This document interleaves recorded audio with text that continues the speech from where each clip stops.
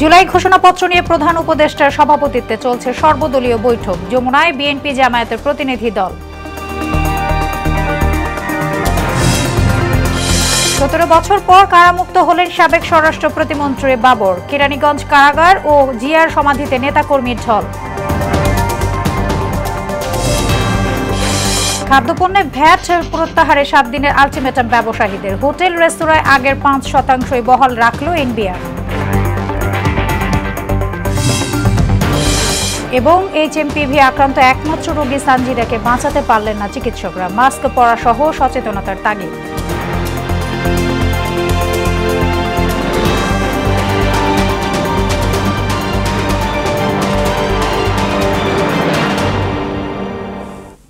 আসসালামু আলাইকুম, সবাইকে মোহনা সংবাদে স্বাগত। শুনছিলেন শিরোনাম, আর পুরোটা সংবাদ জুড়ে আছি আমি সোনিয়া ইসলাম। এবারে বিস্তারিত। জুলাই গণ অভ্যুত্থানের ঘোষণাপত্র নিয়ে রাজনৈতিক দলগুলোর সঙ্গে অন্তর্বর্তী সরকারের প্রধান উপদেষ্টা ডক্টর মোহাম্মদ ইউনূসের সভাপতিত্বে সর্বদলীয় বৈঠক শুরু হয়েছে। বিকেল 4টার কিছু পর প্রধান উপদেষ্টা রাজধানীর বেইলি রোডে ফরেন সার্ভিস একাডেমিতে প্রবেশ করেন। এর আগে বিভিন্ন রাজনৈতিক দলের প্রতিনিধিরা একে একে বৈঠকস্থলে আসতে থাকেন। বৈঠকে অংশ নিয়েছেন বিএনপির পক্ষ থেকে দলটির স্থায়ী কমিটির সদস্য সালাউদ্দিন আহমেদ, জামায়াতে ইসলামী সেক্রেটারি মিয়া গোলাম পরওয়ার, গণতন্ত্র মঞ্চের অন্যতম নেতা জুনায়েদ সাকি, রাষ্ট্র সংস্কার আন্দোলনের হাসনাত কাইয়ুম, গণ অধিকার পরিষদের সভাপতি নুরুল হক সহ অনেকে। ওঠার যে 100 বছরের লড়াই, এই লড়াইয়ের প্রত্যেকটা অধ্যায়কে যেন এই ঘোষণাপত্র অ্যাকনলেজ করে। 16 বছরের ফ্যাসিবাদ বিরোধী আন্দোলনে ছাত্ররা যারা অবদান রেখেছেন, যে মহান ত্যাগ করেছেন জুলাই আগস্টে, এইটা অত্যন্ত গুরুত্বপূর্ণ। কিন্তু এটাও গুরুত্বপূর্ণ 16 বছর ধরে রাজনৈতিক দলগুলো যে স্যাক্রিফাইস করেছে। 16,000-এর উপরে নেতাকর্মী, বিএনপি, জামাত, শিবির, ছাত্রদল, হেফাজতের নেতাকর্মীরা শহীদ হয়েছেন, গুম হয়েছেন। দর্শক, যমুনার সামনে আছেন আমাদের সহকর্মী নাসির উদ্দিন, আমরা চলে যাচ্ছি তার কাছে। নাসির, সর্বদলীয় বৈঠকের সবশেষ কি খবর আছে আপনার কাছে জানাবেন?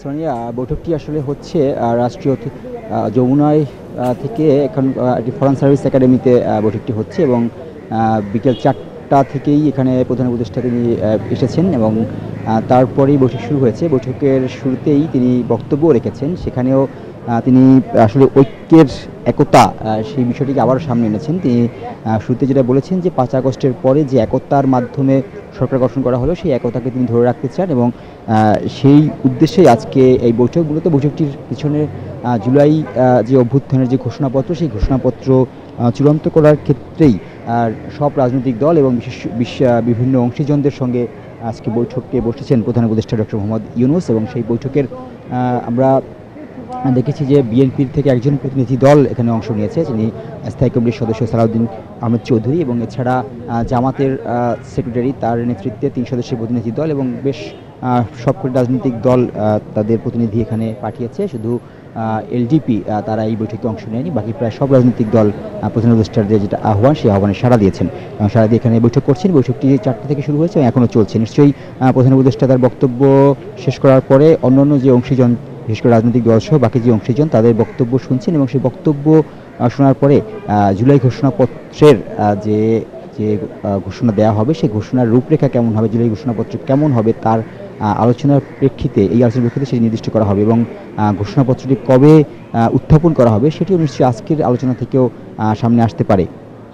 একটি বিষয় আসলে জুলাই ঘোষণাপত্রটি বেশ আগেই ছাত্রদের পক্ষ থেকে সেটি ঘোষণা করার কথা ছিল, পরে সরকার সেটি বলছে যে না, সব রাজনৈতিক দলের সঙ্গে জাতীয় ঐক্য যাতে থাকে, সেই জাতীয় ঐক্যের একটি প্রেক্ষাপট যেন তৈরি হয়। সেই প্রেক্ষাপটের কারণেই রাজনৈতিক দলের সঙ্গে আজকে আলোচনায় বসলেন প্রধান উপদেষ্টা এবং সেই আলোচনাটি চলছে। যদি সব মত, এর আগে ঘোষণাপত্রের একটি খসড়া কিন্তু চূড়ান্ত করেছে সরকারের পক্ষ থেকে, অর্থাৎ প্রধান উপদেষ্টার যে ধরনের খসড়া, সেই খসড়ার একটি খসড়া চূড়ান্ত হয়েছে। সেই চূড়ান্ত খসড়াগুলো ইতিমধ্যে রাজনৈতিক দলের কাছে পাঠানো হয়েছে, তারা সেটি দেখেছে এবং সেখানে সেই খসড়ার প্রেক্ষিতে কী ধরনের সংযোজন বিয়োজন রাজনৈতিক দলগুলো আমাদের সাথে তারা যখন প্রবেশ করছিল, তারা বলছিল যে তারাও নিজেদের মতামত তুলে ধরবে। একটি বিষয়ে বেশিরভাগ কথাই বলেছে যে এই বাংলাদেশ গঠনে অর্থাৎ 1947 সালের পর থেকে রাষ্ট্র গঠনে যতগুলো ধাপ পার হয়েছে বাংলাদেশ, 71 বলতে পারি, এভাবে 74, 52 সব ঘটনাগুলোর প্রেক্ষাপট যেন জুলাই ঘোষণাপত্রে থাকে এবং ছাত্র আন্দোলনে যার যেমন ভূমিকা, সব ভূমিকার কথা যেন সেই জুলাই ঘোষণাপত্রে থাকে এমন ধরনের প্রস্তাবনায় তুলে ধরা হবে রাজনৈতিক দলগুলোর পক্ষ থেকে। তো দেখা যাক 7টার পরে যখন আবার সবাই বের হবে তাদের কাছ থেকে জানা যাবে কী ধরনের ঘটনা ঘটলো আসলে সেখানে। সোনিয়া। নাসির, আপনাকে ধন্যবাদ। দেশে দিনের ভোট রাতে হওয়ার আর কোনো সুযোগ নেই বলে জানিয়েছেন নির্বাচন কমিশনার আব্দুর রহমানুল মাসুদ। সংস্কার কমিশনের সুপারিশ নিয়ে এখনই মন্তব্য করতে না চাইলেও রাজনৈতিক দলগুলোর সদিচ্ছা এই ক্ষেত্রে সবচেয়ে গুরুত্বপূর্ণ বলেও মন্তব্য করেন তিনি। এম আর আসাদের প্রতিবেদন। বুধবার প্রধান উপদেষ্টার কাছে 150টি সুপারিশ জমা দেয় নির্বাচন ব্যবস্থা সংস্কার কমিশন। এগুলো বাস্তবায়নে সংবিধান সংশোধনেরও প্রয়োজন হতে পারে। নির্বাচন ভবনে দুপুরে সাংবাদিকদের সঙ্গে কথা বলেন কমিশনার আব্দুর রহমানুল মাসুদ। সুপারিশ আনুষ্ঠানিকভাবে হাতে না পেলেও তিনি জানান, দ্রুত সংস্কার প্রক্রিয়া শেষ হলে নির্বাচনী প্রস্তুতিতেও গতি আসবে। আমি যতদূর জেনেছি যে 400 করবে, আপার হাউস, লোয়ার হাউস করবে, তাহলে কনস্টিটিউশন একটা করার দরকার, সংশোধনের প্রশ্ন আসবে। সব কিছু যখন একটা শেপে আসবে তখন হয়তো আমরা চিন্তা করব যে কিভাবে আমাদের এই ইলেকশন কমিশনকে কিভাবে এম্পাওয়ার করা যায়। দ্রুত সংস্কার হয়ে আসবে, তত দ্রুত আপনাদের প্রস্তুতি নিতে সুবিধা কিনা? যত দ্রুত আসবে ততই প্রস্তুতি সহজ, কথা এটা। যত দ্রুত আসবে ততই আমাদের জন্য সহজ হবে। সুষ্ঠু নির্বাচন আয়োজনে রাজনৈতিক দলগুলোর আচরণ ও সদিচ্ছা গুরুত্বপূর্ণ বলেও মত দেন মাসুদ। যারা নির্বাচনে অংশগ্রহণ করবে, যে সমস্ত দল, তাদের যে আচরণ, তাদের যে মনোভাব, সেটা অবশ্যই নির্বাচনের জন্য সহায়ক না হলে তো সঠিক নির্বাচন করা কঠিন হবে। তাদেরও সহায়ক হতে হবে, তাদের মন মানসিকতা প্রস্তুত থাকতে হবে। একটা সুস্থ নির্বাচনের জন্য যে যে এলিমেন্টস কাজ করে সকলের একত্রিত সমাহার থাকলেই না সুন্দর একটা ইলেকশন হবে। দেশে আর কখনোই রাতের ভোট ফিরে আসার সুযোগ থাকছে না বলেও আশ্বস্ত করেন এই নির্বাচন কমিশনার। অবশ্যই হবে না, অবশ্যই হবে না। রাতের ভোটের আমরা কল্পনা করতে পারি না।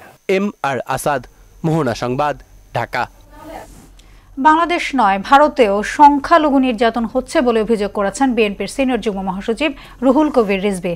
অপপ্রচারে ব্যর্থ হয়ে দিল্লি এখন সীমান্তে কাঁটা তারের বেড়া দিয়ে আধিপত্য দেখাতে চাইছে বলেও অভিযোগ করেন তিনি। রাজধানীর বাড্ডায় জুলাই আগস্টের ছাত্র জনতার গণ অভ্যুত্থানে শহীদ পরিবারকে দলের পক্ষ থেকে আর্থিক সহায়তা প্রদান অনুষ্ঠানে রিজভী এসব কথা বলেন। ক্ষমতায় টিকে থাকতে কোমলমতি শিক্ষার্থীদের হত্যার পাশাপাশি অবাধ ও সুষ্ঠু নির্বাচনের পথও শেখ হাসিনা বন্ধ করে দিয়েছেন বলে অভিযোগ করেন তিনি। অবাধ এবং সুষ্ঠু নির্বাচন যেটি আটকে দিয়েছিলেন, যেটি শেখ হাসিনা দিনের ভোট রাত্রে করেছেন, মিডনাইট নির্বাচন করেছেন, ভোটার শূন্য নির্বাচন করেছেন, সেইটির যাতে পুনরাবৃত্তি না হয় সেই দিকে লক্ষ্য রেখেই সামনের দিনে যা কিছু করা দরকার সেইটা এই অন্তর্বর্তীকালীন সরকারকে করতে হবে। সংখ্যালঘুদের উপর যত অত্যাচার, অবিচার, অনাচার, ওইটা তো হয় ওই দেশে, বাংলাদেশে হয় না। বাংলাদেশে হিন্দু, মুসলমান, খ্রিস্টান হাতে হাত ধরে ঘোরাফেরা করে। প্রায় 17 বছর পর কারামুক্ত হলেন সাবেক স্বরাষ্ট্র প্রতিমন্ত্রী লুৎফুজ্জামান বাবর। দুপুর 2:45 দিকে কেরানীগঞ্জ কেন্দ্রীয় কারাগার থেকে বের হন তিনি। বাবরের মুক্তির খবরে উচ্ছ্বাস জানান পরিবারের সদস্য ও বিএনপি নেতাকর্মীরা।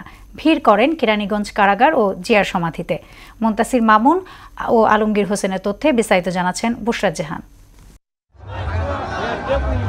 বাবরের মুক্তির খবরে নিজ জেলা নেত্রকোনা থেকে কেরানীগঞ্জ কেন্দ্রীয় কারাগারের সামনে ছুটে আসেন বিএনপির হাজারো নেতাকর্মী ও পরিবারের সদস্যরা। এক পর্যায়ে কারাগার প্রাঙ্গণ লোকে লোকারণ্য হয়ে যায়। প্রায় 17.5 বছর পর প্রিয় নেতার মুক্তির খবরে উচ্ছ্বাস জানান নেতাকর্মীরা। সারা বাংলাদেশের নেতা জনাব লুৎফুজ্জামান বাবর ভাই, যার আতঙ্কে ভারত সহ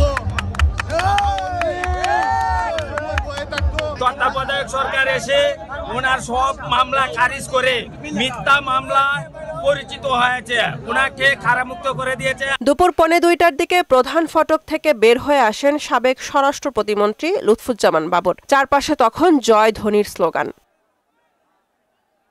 সেখান থেকে পরিবারের সদস্য, দলীয় কর্মী ও বিশাল গাড়িবহর নিয়ে চন্ডিমা উদ্যানে বিএনপির প্রতিষ্ঠাতা চেয়ারম্যান জিয়াউর রহমানের সমাধিতে ছুটে আসেন শ্রদ্ধা জানাতে। সেখানেও আগে থেকে অপেক্ষা করছিলেন শত শত নেতাকর্মী।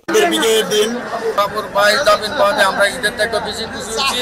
সারা বাংলাদেশের মানুষ আজকে ইনশাআল্লাহ সবাই আনন্দ মিছিলে সবাই সন্তুষ্ট হয়েছে। 2004 সালের 1 এপ্রিল মধ্যরাতে চট্টগ্রামের ইউরিয়া সার কারখানা জেটিতে খালাসের সময় বিপুল পরিমাণে অস্ত্রসহ 10টি ট্রাক আটক করে আইনশৃঙ্খলা বাহিনী। সরকার পরিবর্তনের পর 1/11-এর সময় 2007 সালের 28 মে দুর্নীতির অভিযোগে গ্রেফতার হন লুৎফুজ্জামান বাবর। দায়েরকৃত মামলার মধ্যে 2টিতে মৃত্যুদণ্ড এবং 10 ট্রাক অস্ত্র মামলায় যাবজ্জীবন কারাদণ্ড দেওয়া হয়।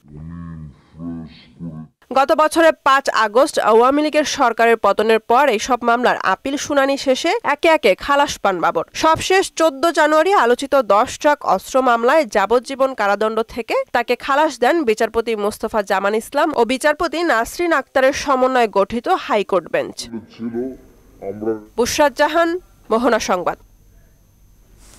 খাদ্যপণ্যের ওপর ভ্যাট ও সম্পূরক শুল্ক প্রত্যাহারে 7 দিনের আলটিমেটাম দিয়েছেন ব্যবসায়ীরা। প্রক্রিয়াজাত খাদ্যপণ্যের করের বোঝা নিম্ন ও সীমিত আয়ের মানুষের জীবনযাত্রায় সরাসরি প্রভাব ফেলবে বলেও জানান তারা।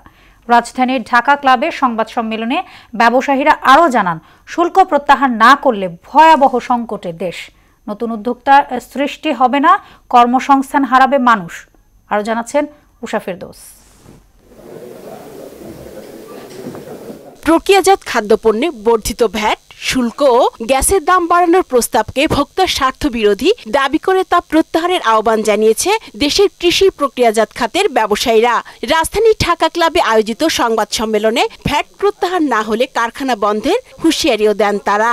যারা উদ্যোক্তা তারা যদি ভালো লাইনে ব্যবসা দাঁড় করাইতে না পারে, করতে না পারে, তাইলে তো এটা প্রশ্নবিদ্ধ হয়ে যাবে। বক্তারা বলেন, কৃষি খাদ্য প্রক্রিয়াজাত শিল্পের অবদান জিডিপিতে বর্তমানে 7.7%। এ খাতে 5 লাখের বেশি শ্রমিক কাজ করছেন। সরকারের এই সিদ্ধান্তে পুরো খাত সংকটের মধ্যে পড়বে। হঠাৎ করে কোনো পরিকল্পনা ছাড়া, কোনো আলোচনা ছাড়া আমাদের যে ব্যাট বৃদ্ধি করা হচ্ছে সেটা অবশ্যই ক্ষতিকর সম্মুখীন হবে। প্রাণ আরএফএল গ্রুপের চেয়ারম্যান ও প্রধান নির্বাহী আহসান খান চৌধুরী বলেন, দেশের 160টিরও বেশি পণ্য দেশের বাইরে যাচ্ছে, তাই এই বাজারকে ধ্বংসের হাত থেকে রক্ষার আহ্বানও জানান তিনি। স্যার, আমরা রাস্তায় নামতে চাই না, আমরা ব্যবসায়ী।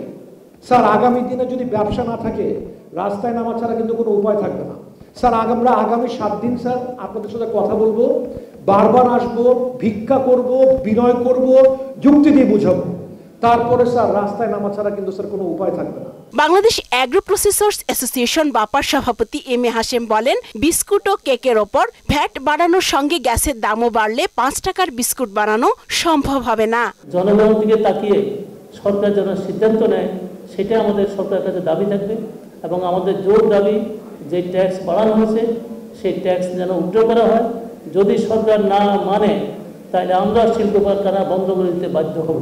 ট্যাক্স বাড়ালেই রেভিনিউ বাড়বে এমনটি সঠিক নয় বলেও জানান তিনি, কারণ খাদ্যপণ্যে ভ্যাট ট্যাক্স বাড়লে ক্রয় বিক্রয়ও কমে যাবে।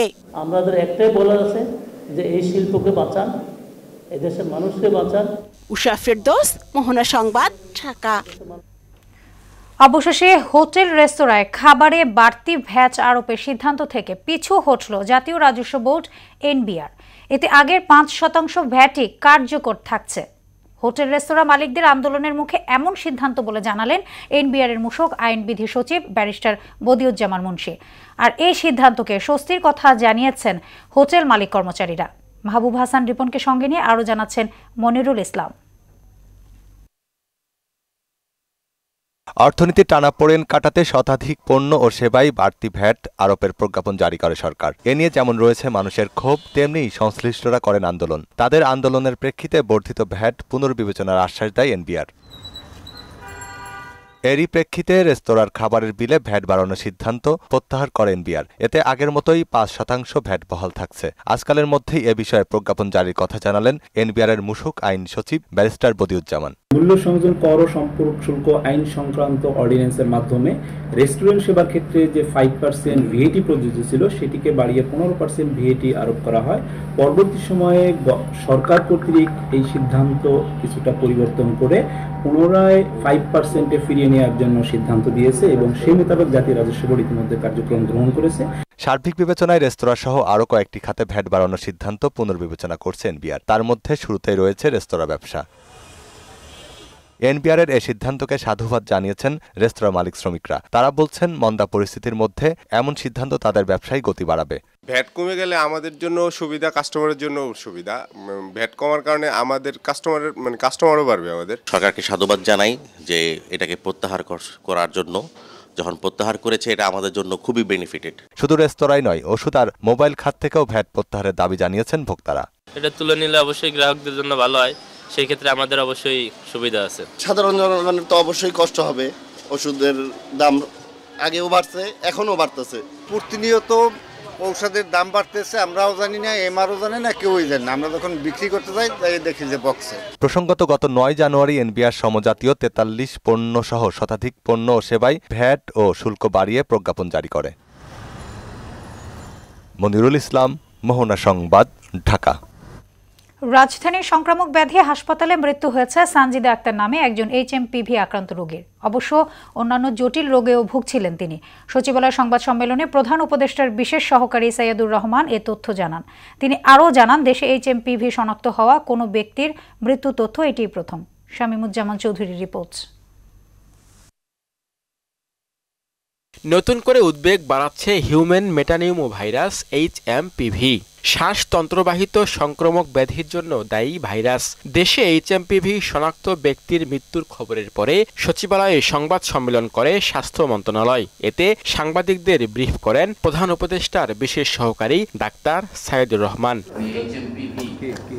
তিনি জানান, দেশে HMPV শনাক্ত হওয়া কোনো ব্যক্তির মৃত্যুর তথ্য এটি প্রথম। আক্রান্ত ব্যক্তি আরও বেশ কয়েকটি জটিল রোগে ভুগছিলেন বলেও জানান তিনি। সঞ্জু নামে যে রোগী মৃত্যুবরণ করেছেন, তিনি আসলে আক্রান্ত হয়েছিলেন বা অসুস্থ বোধ করছিলেন 1 মাসের অধিক সময়কাল ধরে। উনি ওবেস ছিলেন, ওনার থাইরয়েড ডিসফাংশন ছিল এবং উনি আসলে ক্লেবশিয়েলা দিয়ে সেপসিস ডেভেলপ করার পরে সেপসিসের কারণে মাল্টি অর্গান ফেলিয়ার হয়ে মৃত্যুবরণ করেছেন। এটি সাধারণ ফ্লুর মতো, শুধু এর কারণে মৃত্যু হয় এমনটি বলা যাচ্ছে না বলেও জানান ডাক্তার সাইয়্যিদুর রহমান। তবে সবাইকে সচেতন থাকার পাশাপাশি স্বাস্থ্যবিধি মানার পরামর্শ দেন। কতগুলো সাধারণ স্বাস্থ্যবিধি মেনে চলার আমরা পরামর্শ দিতে চাই, এটা কোনো নির্দেশনা নয়। আসলেই খুবই ভালো হয় যদি এই সময়কালে যখন কেউ অসুস্থ থাকবেন, তিনি যদি জনসমক্ষে বেশি জনগণের মানুষের মধ্যে না আসেন, সাধারণ মানুষও যখন নাকি অনেক মানুষের মধ্যে যাবেন, তখন যদি উনি মাস্ক পরেন তাহলে, এবং যখন অসুস্থ বোধ করবেন উনি যেন ঘরে থাকেন। সারা বিশ্বে এই ভাইরাস নিয়ে কোনো সতর্কতা জারি করেনি, আর এই ভাইরাসে কোনো ভ্যাকসিন আবিষ্কার হয়নি বলেও জানান প্রধান উপদেষ্টার বিশেষ সহকারী। গবেষণাধীন 2-1টি ভ্যাকসিনের কথা শোনা যায়, কিন্তু এখন পর্যন্ত এটি ভ্যাকসিন আকারে আসার সম্ভাবনা নিকট ভবিষ্যতে নেই। মহামারী আকার ধারণ করলে স্বল্প সময়ে দেশের হাসপাতালগুলোকে প্রস্তুত করা যাবে বলেও জানান ডাক্তার সাইয়্যিদুর রহমান। দেশের 30টি জেলায় এই প্রস্তুতি আছে আপনারা জানেন, এবং বাকি 34টি জেলাতেও এই প্রস্তুতিগুলোকে আমরা অন্ত করে ফেলতে চেষ্টা করব ইতিমধ্যে দ্রুতই। শামীমুজ্জামান চৌধুরী, মোহনা সংবাদ, ঢাকা। সীমান্তে ফেলানির মতো আর কারো লাশ সহ্য করা হবে না বলে জানিয়েছে বৈষম্য বিরোধী ছাত্র নেতা ও জুলাই শহীদ স্মৃতি ফাউন্ডেশনের সাধারণ সম্পাদক সার্জিস আলম। কুড়িগ্রামে স্বাধীনতা বিজয় স্তম্ভে ফেলানির বাড়ির উদ্দেশ্যে লং মার্চে কথা বলেন তিনি। ফেলানি হত্যার বিচার, সীমান্তে হত্যা বন্ধ, সীমান্তে মরণঘাতী অস্ত্রের ব্যবহার বন্ধ সহ 5 দফা দাবি জানান সার্জিস। ওমর ফারুকের প্রতিবেদন, জানাচ্ছেন শারমিন শর্মা। 2011 সালের 7 জানুয়ারি দিনাজপুরের ফুলবাড়ির অনন্তপুর সীমান্তে ফেলানিকে গুলি করে নির্মমভাবে হত্যা করে বিএসএফ। এরপর একটানা 4.5 ঘন্টা কাঁটাতারে ঝুলে থাকে ফেলানির নিথর দেহ।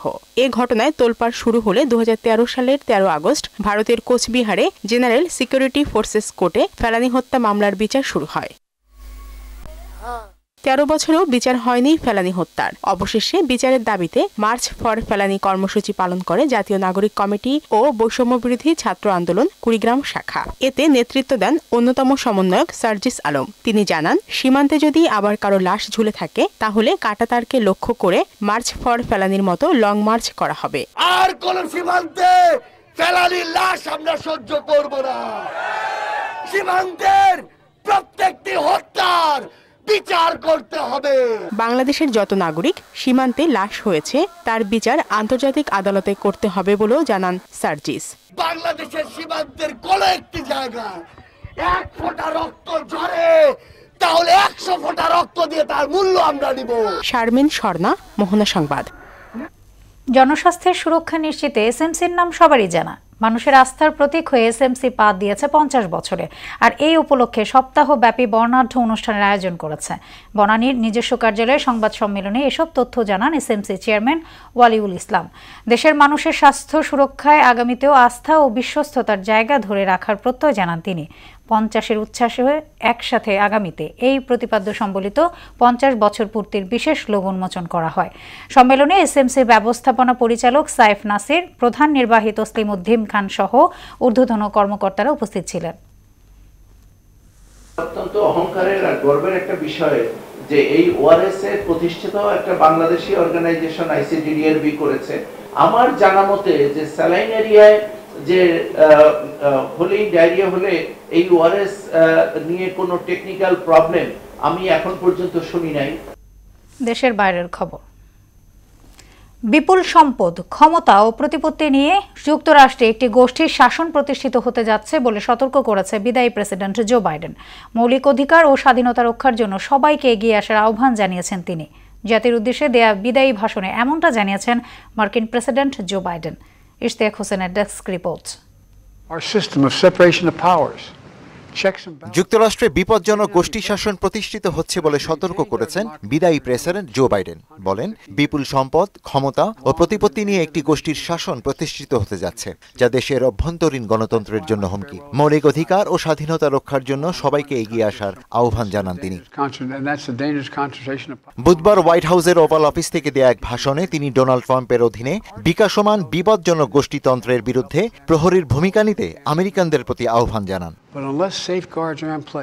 মার্কিনীদের মধ্যে ভুল তথ্য ছড়িয়ে দেওয়া সহ গণমাধ্যমের স্বাধীনতা খর্ব হচ্ছে বলেও সতর্ক করেন বাইডেন।